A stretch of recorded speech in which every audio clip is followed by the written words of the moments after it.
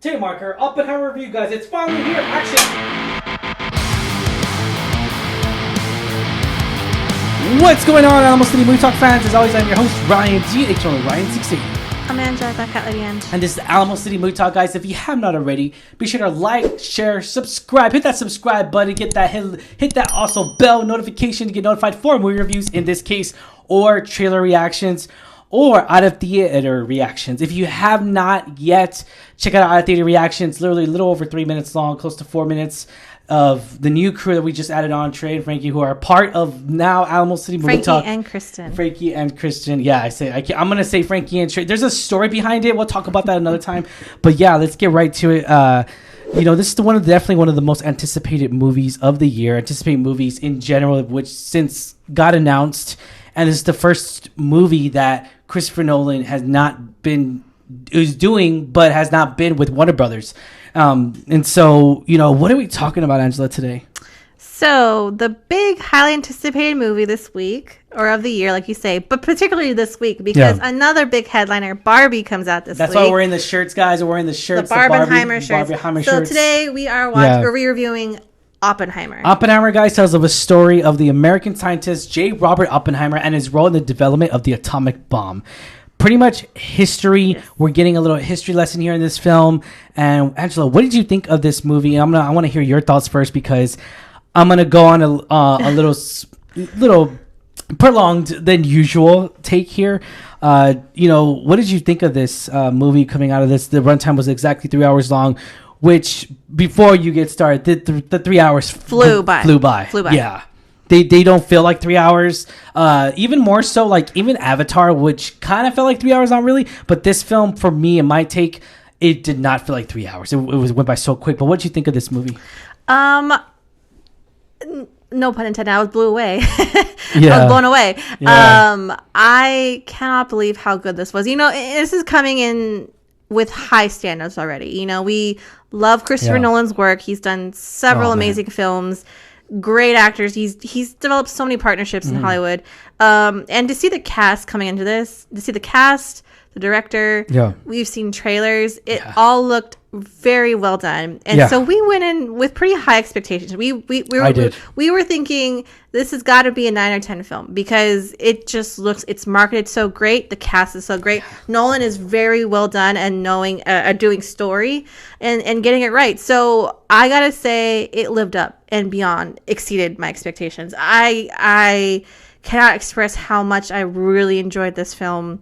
And to, here's some of the background, like how there's pretty much no special effects and no CGI. None. And he took particular care to get it really historically right. Yeah. I know it's not like 100% to the point, but for the most part, it's historically right. Yeah.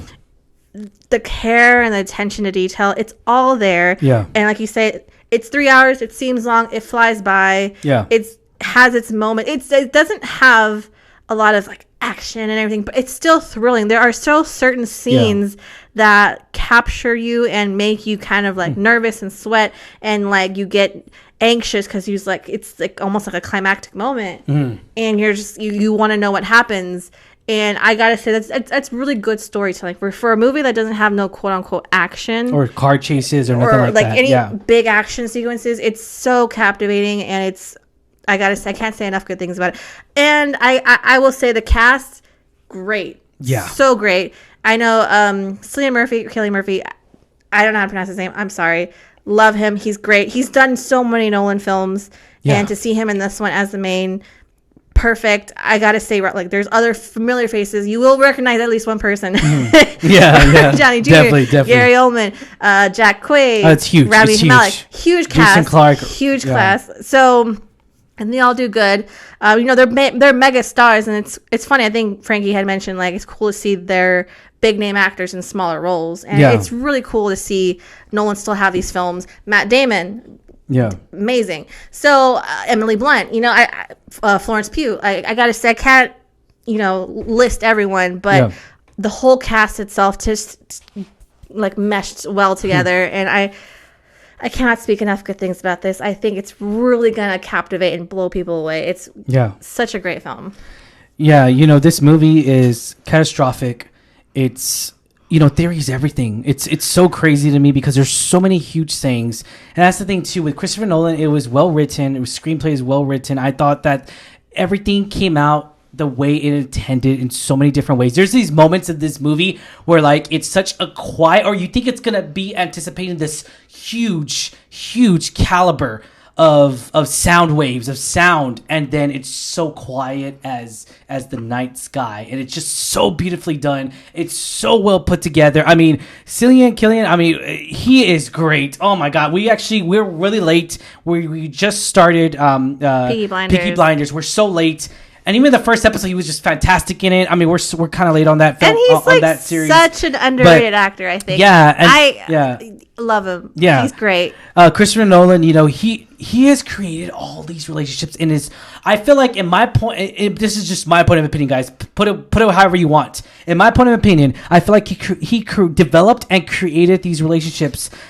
It was all meant to be. It was all there's a reason for everything. And I feel like there was a reason why he created all these relationships, because in the very end, I would think this is one of his best films of his career. Granted, and this is me saying, huge Batman fan, knowing that he made the Dark Knight, Dark Knight trilogy and all that. This is definitely one of the best in his career, if not the best in his career. It's very hard to say right now because I'm just in the moment, and you really are, because you get sucked into those moments to where you think the thrill is the making the atomic bomb. No, it's not. It's so much more than that. So much more of the villain of J. Robert Oppenheimer, more so of like what he was convicted of, the whole spiel, the whole basically controversy, how like the government turned their back on him. Yeah, and even though he created this weapon, and that they used to end, against Japan. And Emily Blunt does a really good job in here. There's so many caliber moments to each of these actors. You mentioned it already. A lot of these moments to where these actors, A-list actors, this cast is epic. I mean, you get so many different people. Robert Downey Jr., of course, everyone knows him. We got Scott Grimes, which we know from Gordon from Orville. I know. Yeah. And it didn't look like him. And I was like, the whole film, I was like, I know that face. Where's that face from? And a lot of people are like, a lot of the cast is like that. You're just like, whoa, that's so-and-so. That's so-and-so. And you're just so surprised and stuck by the starlight because how great they are. And that's the thing, too. I feel like this just what I've seen, what people have said, actors and actresses have said, like, dude, it's so awesome that Christopher Nolan, and they keep going back to work with them. I mean, Kenneth Branagh is in here, and he's the actual director. So I'm just like, dude, he was fantastic. And they have these small roles that brings so much significance into the movie. It brings it so much to where it really brings us more so into the story, into the driven, and the Nolan-ness in here. It's just, it's existent. It's existent. It's brought to us in a whole new level. I feel like Oppenheimer it exceeded my expectations and so much more. I cannot say so much more great things about this movie. Go check this out in a theater. We actually saw it in the two biggest theaters in Texas. IMAX. We saw it here in IMAX, AMC River Center Mall. That was in 70 millimeter IMAX, not just 70 millimeter, because I know Santiago's is doing the 70 millimeter. This is 70 millimeter and IMAX put together, guys, which is the best picture out there in theaters. And yeah, it was definitely the picture, the colors, the sound was off. Like, it was just so hypnotizing and so bizarre and so many different levels that it really brings you into the movie. You're living this moment with the creators. I love this. And it's funny because it didn't have, like, it had its moments, right? But there were also a lot of moments that were silent, right? Yeah. Silent. Oh, man. And I gotta say, I think this audience that we saw it in really understood and appreciated that, because on those moments, the theater was dead silent. Dead silent. Yeah, I mean, we all know, like, we've all been to a movie theater where people talk and they eat, and like, that's fine. That's your movie experience. Yeah. But like, in those silent parts, to hear that, it kind of takes away. But when this audience we saw with, like, knew and was kind of so sucked into it, it's like the whole theater stopped breathing on certain moments, and I loved that. I feel like that just showed how captivating this movie was. Like, it just sucked everyone in, and you want to know. Like, you kind of almost, like you say, stop breathing for a moment because you're like biting your nails, and it's so thrilling. It really was. And there's so much. There's so many moments to where the color schemes. Let's talk about that real quick. The scenes where we saw there's way more black and white than I thought there was. But there's a point to it. But there's a point to it. And I just, again, we go back to the Nolan-ness. He just knows how to... I'm going to create that, by the way. Hashtag Nolan-ness. There's just so much of Nolan magic that he just brings into the camera and brings into the IMAX camera, because he films with IMAX all the time. And knowing even more, so I appreciate so much more, you said it already, that he doesn't do CGI minimum. He does minimum CGI as much as possible. And I like that too, because he really zoomed in on the atomic bomb essence of it, more so because it's not a real atomic bomb, but he brings it into a whole zoomed in level that it feels so close to it. And really also, it's not just about the creation of the atomic bomb. It's really the consequences that come with it. Yeah, because it really changed the dynamic of the war. It really changed the history. It changed history, made history, and its destructive power and the consequences of that. That's really what he highlighted, was this like kind of moral struggle that Oppenheimer had with his creation. Which I gotta say, it's not just about creating it. It's the struggle after that. I really like that he highlighted that. And I'll be honest, I did not know it was so much into it, so where so much of the backlash he got after this and after everything, even more so that even though he helped his government. And also we got a little bit of we saw that from the trailer, Albert Einstein in here, and that was pretty cool. That was really good. Cool. I thought that was really good, touching, really all good emotional moments. Famous scientists, physicists during that time come together in the Manhattan Project. I'm not familiar with the Manhattan Project. I've heard names. I don't really know who exactly was what, but to see a lot of these scientists come together in that and put that on screen was really cool to see them collaborate on screen in the Manhattan Project. There's so many moments here where Cillian is just captivating to the distance, and he gives this stare that we see that, and it's the captivating eyes of shock, the captivating eyes of I got blood on my hands, knowing that the atomic bomb when it did go off, in Japan, and it's historic. It's so much to where he wanted to be a part of the decision making of it. Obviously he wasn't, and we got more facts into that story, and I thought that was really good, well put together. Christopher Nolan, good job. Bravo to you, man. Bravo. Oh my god, this movie's fantastic. This movie needs to be seen in history class. This movie needs to be seen out there in the world. Everyone needs to go see this in a theater, not at home. Do not watch this at home. If you do watch it for the first time at home, it's fine. 3 hours is a little bit long.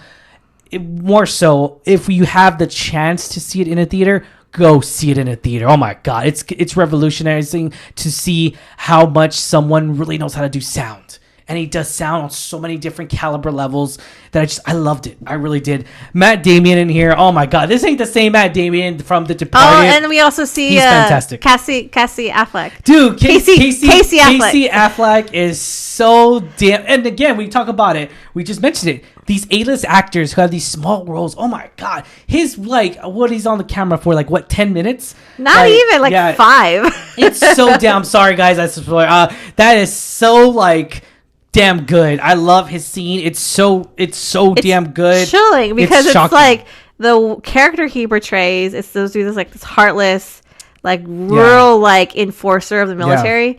And you get that sense. He plays it so well. You can tell you're terrified of him. And that's exactly the point. And so, like I said, like you say, these big time actors, small roles, they bring it to life. Definitely. And check it loved every bit of it. Check it out. And then also, who knows? Maybe I'll be Oppenheimer for Halloween. You never know. Maybe I'll try to pull the suit off. Maybe I'll be Barbie. There you go. And then we'll nuke it. All right, guys. But yeah, I mean, Matt Damon is definitely the comedy relief in here, because we saw more so a little bit too much of it in the trailers and everything.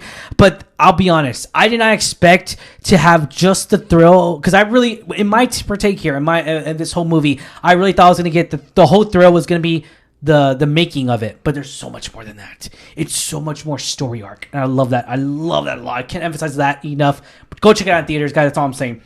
Was this fun the way deserved? Hell yes. 1 out of 10. Tell me the highest answer. What do you give this rating? So I know you had said, for your perspective, this is probably leaning towards your favorite Nolan film. And on the car right here, after we're talking about it, discussing it, this is not my favorite. Only because the topic, the history, I'm not into history too much. I'm so sorry. I still got to say my favorite all of a sudden, still standing to this day, is going to be Interstellar, because space exploration, it's my thing. It's my niche. I love it so much. It's so fascinating to me. But this was like right there. For me not liking history and like war movies and like all that, right there. It's kind of like it surpassed like off the top of my head, something very similar is Imitation Game. Yeah. It's about the creation of something during wartime. Yeah. It's very similar. In England, Yeah, in England. So, and again, Benedict Cumberbatch is great in that. This surpassed that. Yeah. And so for me, I would rate this like a 9.5 because it's that's so well put together. The story, the characters, like you said, the effects. Yeah. Great. There's so many levels in here that this movie just takes you for a joyride, and it's so visually stunning. It's visually blowing its own narrative in a way to where, like, oh my god, like you just think it's gonna go one way and it goes completely different, opposite way. I know some people there's a scenes to where it goes in and out of the sound waves and all that, and I kind of feel like it's gonna work for some people and that may not work for some. But is it really hard to follow? I would say maybe the first 10 minutes, I would say. I didn't lose track of it. I knew where I was at. That's spoiling for you guys. But if you did say you were not following the first 10, 15 minutes, you're kind of a little confused, I would understand, because the way that Nolan put it together and everything, because there's not really dates or nothing per se. You just have to go in knowing what the movie's about. Yeah, that's what I'm saying. And you have to have the history of it. I respect that, though, because it's like, hey, let's because it's educating. He's educating us on so many levels. Like, for me, like, I don't know the history behind it. So I don't, like you say, I don't know the dates. Yeah. The way it's phrased, though, when he's explaining like the quantum mechanics, I like the way he presented it. He presented it like as if Oppenheimer, like Cillian Murphy, was explaining it to students. Yeah. He's a professor. So I like that they set it up that way. The dates, they could have been a little bit more clear about that. But again, we all know it's history. You can look it up real quickly, or even before you go into the film, just have that background. I did not. Like I said, I'm not into history, but I still really enjoyed it. It makes me want to learn about it. Yeah, and learn about it post movie. The music was so damn good, and you know why, guys? Because this is actually the same composer from the Mandalorian series, Ludwig Göransson. I'm sorry, I'm butchering that a whole new level, guys. But he has done Tenet. He worked with Christopher Nolan with Tenet, Black Panther, I was like, I know he's done the Black Panther, Wakanda Forever, and the Mandalorian. So that is fantastic. The music brought the niche to it, the beautiful it was the chef's kiss on top Definitely. Of a fantastic the music movie. Adds on that another level. It really does. I mean, come on, it brings you into a whole new atmosphere, because that's the point of movies. They bring you in. I mean, music matters. That's what I'm saying. All right, I'm gonna give this a solid. I don't hate it, but when I'm thinking about it more so, because I sometimes put on comments down below, guys. What did you think of Oppenheimer? And let me know in comments down below, because we had this little discussion, was that sometimes I rate movies higher and then I'm like, no, but I'm going to stick to my guns on here, and I'm going to rate this a 10 out of 10. This is my 10. This is the best movie for me of the year, guys. My number one movie of the year so far. Number one movie of the year. It's so amazing. It's fantastic. I cannot stress this enough. Go see it in the theater, guys. I definitely give it a 10 out of 10. And if you don't like it, if you think this was a boring film, put in comments down below. I want to hear your thoughts, guys. We love talking movies here at the Movie Talk Studios, so let us know on the comments down below. We do recommend this movie, obviously giving it a higher above rating. We do recommend this film, guys. And any more final thoughts, Angela? Give it a chance. Like I said, even though there's not a lot of action in there, it's still a thrilling movie to see. It will keep you on the edge of your seat. Like I said, fantastic. We felt the time flew by. You may not feel so, but I say just give it a chance. You may be surprised. I think so. And make sure to go to the bathroom before. Yes. Make sure. All right, guys. Thank you so much. As always, I'm your host, Ryan D. Ryan680. I'm Angela, that's Callie Ange. And this is Alamo City Movie Talk, guys. Like, share, subscribe. Thank you for making us a part of your day. Have a good one. Stay safe, San Antonio. Peace.